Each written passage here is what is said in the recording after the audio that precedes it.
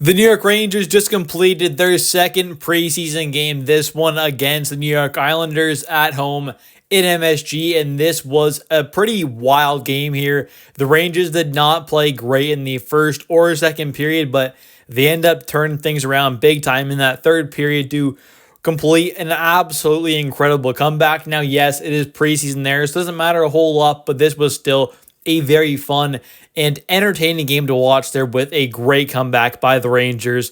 Some of the prospects were a part of that as well, which is definitely a very fun thing to see. So in today's video, I'll be kind of recapping this game, kind of what happened in it. We'll also take a look at some of the prospects that featured in this game and also kind of take a look at kind of my thoughts and opinions on this game, what some of the prospects did, what kind of good things they did, some of the bad things, and kind of in-depth breakdown and recap on this game. So let's get right into here, starting off with the goaltenders in this one. We had, first off, in the first half, Igor Shesterkin against Semyon Varlamov. They're two Russian goaltenders, and Igor ended up stopping 16 out of the 18 shots he faced, let up a couple goals there, but didn't let those up until kind of the later part of his kind of, first half of the game. So I think in the first part of the game, though, for Igor, he looked pretty good there, made some good stops there, definitely for the most part, played pretty good in this one, ended up finishing with, an 8.9 save percentage, so not the best numbers there, but overall, for a preseason game there, made some good stops, looked fine out there, definitely was not a big deal at all, those two goals let in, so it's preseason, nothing to worry about by any means. He looked fine, and then you also have Jonathan Quick there, who ended up playing the second half against one of the Islanders prospects in Henrik Tikin in there. He ended up playing that second half against Quick there, and Quick ended up stopping 8 out of 10 shots he faced there. The two goals that he let in, they were whatever there. It's not too big of a deal. The second one, Quick seemed a little upset there that one went in, but it is what it is. There's preseason, doesn't matter too much there, as these guys, they're veteran guys at this point there. They've been in the league for a while now, especially Quick. They just need to kind of get warmed up here, and that's exactly kind of what happened in this game. So they played fine. It is what it is. Preseason doesn't matter too much, but the Rangers still won, which was exactly what you kind of want to see here. It's still cool to see this team win, although it doesn't really matter too much in the end. But taking a look now at the actual roster that was played in this game. First off here, we have, starting at the top here, Chad Ruhwedel, then Zach Jones, Jacob Trouba, Artemi Panarin, Ben Harper, Alexi Lafreniere, Jake Leschyshyn, Vincent Trocheck, Chris Kreider, Adam Fox, Igor Shesterkin, Jonathan Quick, Ryan Lindgren, Brett Berard, Philip Hedl, Matt Rempe, Brennan Othman, Adam Edstrom, Riley Smith, and Mika Zibanejad. So that was the roster and the whole entire kind of players that played in this game there. So a lot of guys there, a few prospects there, a couple less prospects than the first game there. But you saw about 6 prospects in a feature in that first game there, and only about 4 prospects featured in game 2 here if you don't count Zach Jones, who you could kind of count as a prospect now if you want to. So if you want to count Zach Jones, that's 5 prospects. Either way, like we saw in game 1 there, Brennan Othman continued with his great physical play, which is exactly what this team could use more of here. This Rangers squad could definitely have a player like Brennan Othman there, who's a young guy, but is a pretty decent skater there, has some good speed, can go out there, can hit players like obviously what Cooley does, but also bring some good offensive punch there. I mean, hopefully we can see a little more offense out of Will Cooley there, but having another guy possibly on a different line there in Brennan Othman can also bring that great one-timer that he has, that great offensive threat ability that he can be, but also have that really great kind of physical game where he gets under the other team's skin there. He can hit, he can skate around out there. He'll kind of scrap it after the whistle too. He'll fight a bit. So I think having that guy out there on the ice alongside, Will Cooley possibly on a different line there, having those two guys hitting everything that kind of moves out there could definitely be a very good thing for this team to have that kind of physical players while also having a guy, like Jacob Trouba out there as well, like a Matt Rempe, like an Adam Edstrom, like a obviously Braden Schneider out there. There's a lot of big tough players out there on this Rangers team now, and especially with a guy like Brennan Othman possibly making this team, Matt Rempe doing so, and Adam Edstrom, which are 2 other guys in this game as well. I think that could do some wonders for this team with the overall kind of toughness and physicality that we definitely could use more of on this team. So Matt Rempe and Adam Edstrom there, they also played in this game, like I said, and they played a pretty interesting role there. Obviously, Rempe continued with his physical play there, hitting guys, which was great to see. But then we saw a guy like Adam Edstrom, who ended up playing a pretty key role there in the overall offense and kind of goals for the Rangers in this one here, as he ended up having 1 goal and 1 assist there. Looked pretty great offensively, made some good plays there, had a decent goal there. So overall, I think he played pretty solid in this one, ended up getting the game-winning goal there, that 5th goal for the Rangers. So played pretty good there in this 6-4 victory against the New York Islanders. And Rempe, made a couple good plays there as well, looked pretty comfortable out there. So those are two guys there who very well could possibly end up being the potential wingers to go alongside Sam Carrick on that fourth line. And that would be a great kind of two-way defensive checking line as well. It could be a great kind of fourth line to have possibly, or at least one of those two guys there, possibly a Rempe and Carrick. We'll have to wait and see. But either way, those are two guys fighting for kind of spots on that fourth line more than likely, and they definitely could earn those spots potentially. Then we also saw kind of the last prospect here before we kind of talk a bit about Zach Jones there as well, and that is Brett Berard. In this one, he didn't do a whole lot out there, I would say. He wasn't crazy, noticeable out there. I wouldn't say didn't make a bunch of crazy plays. Looked all right out there, but just kind of, held his own out there. Didn't do anything too big, so played fine. I do expect him to start in the AHL, but definitely could be a call-up at some point throughout this upcoming season.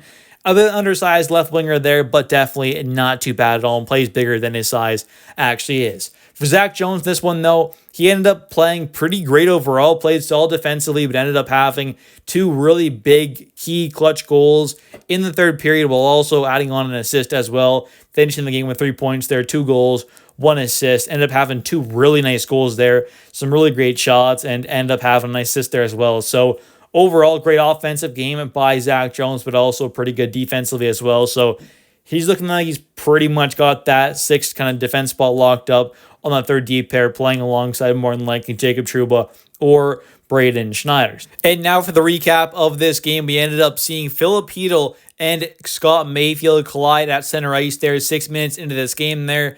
Filip Chytil ended up needing to get helped off the ice there for a bit, so he went off for a bit there.